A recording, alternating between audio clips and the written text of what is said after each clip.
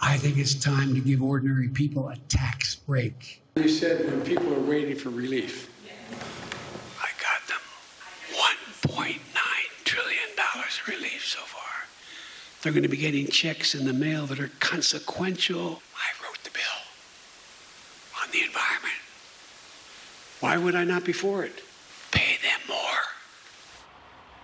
Yikes. That's President Biden using the tactic of whispering during his speeches and press conferences. The White House and communications experts say it's a way for him to connect with voters. Interesting.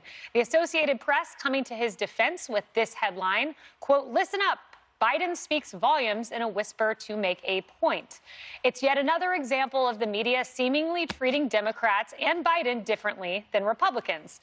White House reporters telling journalist Julia Ioffe, quote, "Democrats in general have a much thinner skin. This is not unique to Trump, but Republicans never expect a fair shake. So if you cover them fairly, you can have a good working relationship with them.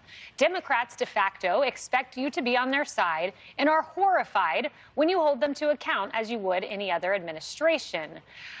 David, going back to the whispering, I mean, the press defends Biden a lot, but for the AP to cite an expert saying this is an intimate form of communication, I think it's a creepy one. A whispering president with a history of sniffing women's hair makes a lot of Americans uncomfortable. Yes. And ultimately, why he's whispering is the policies he's advocating is why we're paying more now for gasoline and why we're paying 5% more for just about anything we're buying. And we're weaker in a foreign policy because all the policies he's advocating is not making Americans' life easier, safer, or better. So if I were him, I'd whisper it too. Yes. Emily, two very peculiar moments out of the White House press briefing yesterday. I want to play the first one. This is Jen Psaki talking about a speech that Biden will be giving. He's very focused on this speech tomorrow, one that he himself wanted to deliver. He himself picked this one. Here's another soundbite from that very same briefing on the Cuba statement. We, of course, are monitoring closely. You saw the statement the president, we put out in the president's name this morning, in his voice, of course, conveying his support for the people of Cuba. Emily, we put it out in the president's name, in his voice, "Thou doth protest too much," Jen Psaki.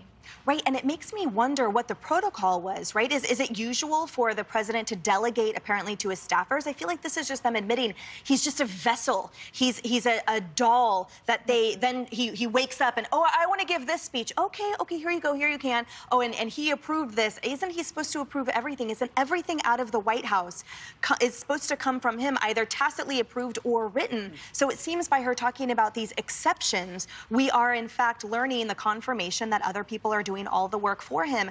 And on the whispering, I mean, you guys, I'm sorry, but when someone whispers in that Candyman Shelter Island freak show way, no, I do not feel connected. I feel frightened. Yeah, that's right. Harris, I can't ever imagine standing at the podium saying, "I assure you this isn't President Trump's voice," and he picked this speech himself. It's very odd. Also very odd is the piece that I referenced in the introduction where reporters were saying, it was Olivia Nuzzi saying that she feared that reporters wanted to curry favor with Biden and were afraid to report on him in a negative or scrutinizing light because they lose their social status in Washington.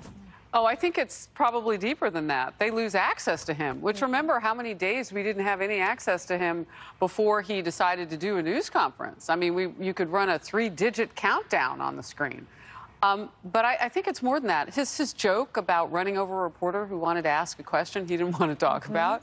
I mean, you know, he gets visibly angry and sometimes verbally so and calls, oh, no, that wasn't a negative question. It was just, it's legitimate. He just didn't want to talk about such and such. So I think it's also just access to this president in a way where he might answer your question. That's what they're also concerned about. But real quickly on the whispering. I mean, this is like maybe the comms group got together. Mr. President, let's not say the quiet part out loud. And he can't help himself, so he whispers it. Is that what's going on? Yeah, that is a great point. Morgan, your thoughts on Democrats expecting positive coverage and being very upset when they don't get it? Well, I think Olivia was actually totally right in that piece. You know, you're so grateful, especially like when the wires cover you fairly. I know the position that I was in.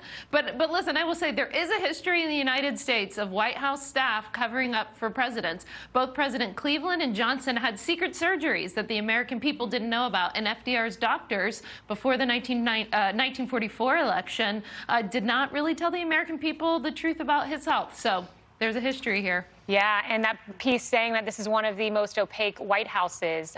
So interesting. I think there are some secrets we might learn one day about the Biden White House. Coming up, redesign the American flag, the proposed changes to the U.S. Olympic logo that are sparking outrage and backlash.